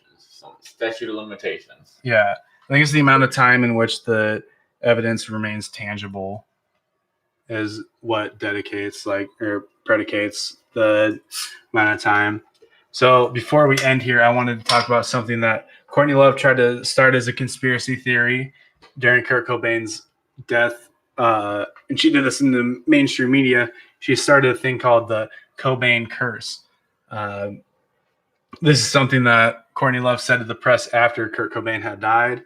And she came up with it knowing the fact that his grandfather and great uncle both died from self-inflicted wounds. But this holds about as much water as a pasta strainer because his great uncle, who was a sheriff or a sheriff's deputy, sat down in a diner and his gun dislodged from his holster, discharged. And he said to have gotten up and asked everyone in the diner if they were okay, and then just toppled over, died to a gunshot wound. To himself. Wow. Yeah. And then his grandfather fell down a flight of stairs after a night of drinking and died. And that's the quote-unquote Cobain curse that she tried to spin as the Cobain family has a history of killing themselves. And she went fucking Letterman show, all these fucking people. People just let her talk about it. Oh yeah, definitely, dude. Because it's fucking. They get the publicity for it, bro. Dude, do you know how much fucking? Dude, that's too much. The ratings were fucking off the fucking charts for that shit. Right, had to have been. She got Diane Sawyer. Dude, fucking people like Caitlyn Jenner get Diane Sawyer, and Courtney Love in the '90s is like getting like famous for walking off the interview with Diane Sawyer. I would. She walked off the interview with Diane. Yeah, she's like, I'm not going to talk about Kurt, and just like got up and like strutted off with a cigarette in her hand, like, ooh. I am a pop princess. Leave me alone. Princess. I was in the band Hole. I was the lead of Hole. Okay? They named a book after me. I had 3 of them. Dude, she's nuts. I'm not gonna stop thinking about this for a long time. I didn't think there would be this many. Like I knew some of the things coming into this, and even when I researched it, but like everything else too is nuts. Like it's literally like everyone that talks about like everyone that was there at the time or has a big enough voice that talks about Kurt. She like tries to sue him. And she like tries to sue people for being like people from Nirvana that try to be in like Francis Bean's life. Yeah. She tries to sue them for just she was trying to sue people for like sexual harassment that were like original band members. No shit. I mean, like, yeah, they're harassing my daughter. It's like, dude, they want to be in your daughter's life because they're best friends with your fucking husband, you crazy cunt. Right. Like, are you fucking kidding me? Interesting. Mm-hmm. Yeah. I think it's crazy. The money, dude. It's all about the money for that hoe. It's. You're still thinking about the word of the day, aren't you? Nonstop. Do you want me to give you a hint? Hints. Very small hint. I don't want to give it away. I can't think of a hint without giving a big one. Oh. The only one I can think of is very successful musician that was in Nirvana. Did I really not say that already? Motherfucker, dude. I can't think of that fucking dude's name from fucking Foo Fighters. It's Dave Grohl. I was gonna fucking say that earlier too. God damn it. Why did I say that? I literally was about to fucking say What was Dave Grohl fucking talking about though? About fucking I fucking heard something. Dude, that Corey place left is threatened to mean. sue him like for harassment like 2 years ago. That's what it was. Yeah, for like 2 years ago. Yeah. Why would Dave Grohl want that fucking used up piece of shit? Yeah, no one wants that snatch, dog. I mean, I put it in her pooper probably in the 90s, but that's probably about it. Everybody was. I mean, at that point, everybody was putting it in her pooper. Let's just put it in there. Right. That's unfortunate, man. I was gonna say that earlier. Dude, that pisses She me off. when she was in her hotel room with Tom Grant,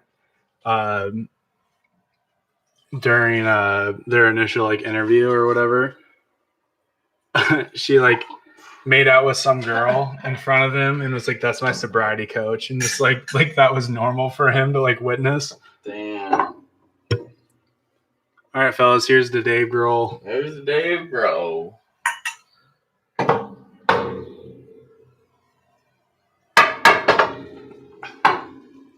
All right, I think I'm ready to get ready for this movie. Oh, yeah. Bitch. If either of you guys want to come, you still can. No I way. know, I Michael, gotta go I know, fucking get the PC going. Yeah, I figured you would definitely be out just because it's so late. Yeah, dude, I'm probably gonna. Oh.